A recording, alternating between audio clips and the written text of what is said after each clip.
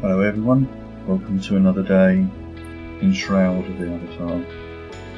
Today we're in game with Scarface, and the topic for the day is I'm going to be talking about different types of traders in the game, what they are, how to use them, the difference between player-owned traders and in-game traders.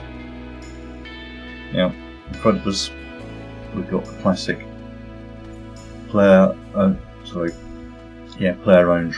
If you put the arrow on them, they say the word commission-free vendor. That might not say the word commission-free, it might just say vendor. It'll give away that it is a player-owned vendor, is the title of the actual said vendor. Now if we open them up, they always look the same. Put the store name up here in this case, but you've got buy tabs here, which means you can buy these items off this player, but you can only sell to them these items here and in the commodities, so you can't sell your basic loot to them. They only want to buy specific loot or drops. Now if we go to a in-game vendor, you can see that they have different shapes and models in regards to how they look, but there are some similarities. Blacksmiths all look the same and things like this, except this one. This is the only female blacksmith I know, and it's got the name of the character, not the store name. Now this one here, you can sell from your inventory anything you want to sell. So for instance, I will sell this Scorpion 4, and then all I need to do is, once I've decided what I want to sell, I just go sign from exchange, money changes hands and items change. Now if I want to buy from the vendor, of course it's very simple. I will actually buy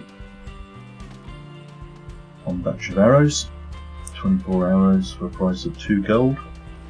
You can actually mix it up, so I can also sell something, sell that gland, and then you can see that the difference in price will be accounted for, and we have signed for exchange, and the item is exchanged and the gold is exchanged.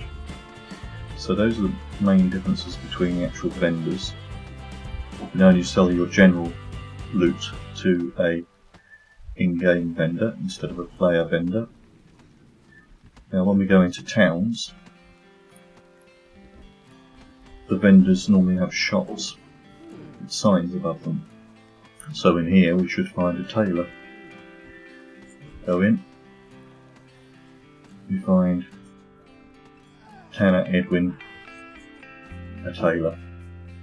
Now the other thing that normally can distinguish between a player vendor and a non-player vendor is the fact that they might be selling recipes. Now non-player vendors can sell recipes, but that's normally one kind of semi-giveaway. So what we'll do is, this is Soul Town. I chose this area because it's one of the first places you get to visit in the game at the moment. And here we have, now this vendor looks very similar to the player-owned vendor, Martin here.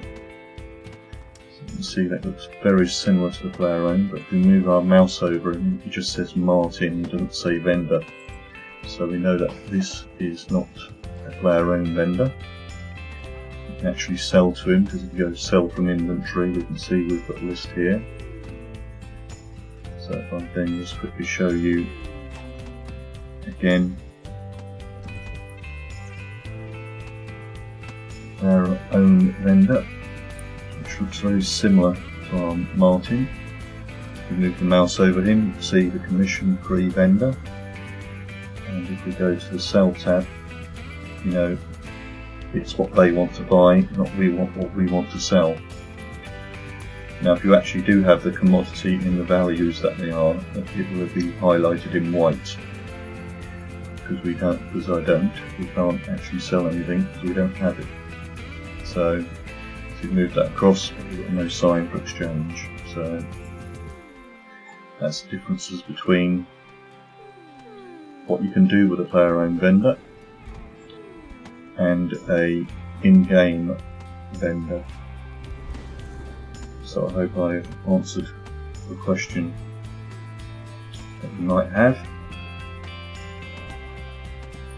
and if you haven't, if you click on the subscribe button, you'll get to know when more of my content comes out. Also, please feel free to leave comments in the comments section, and thank you for watching.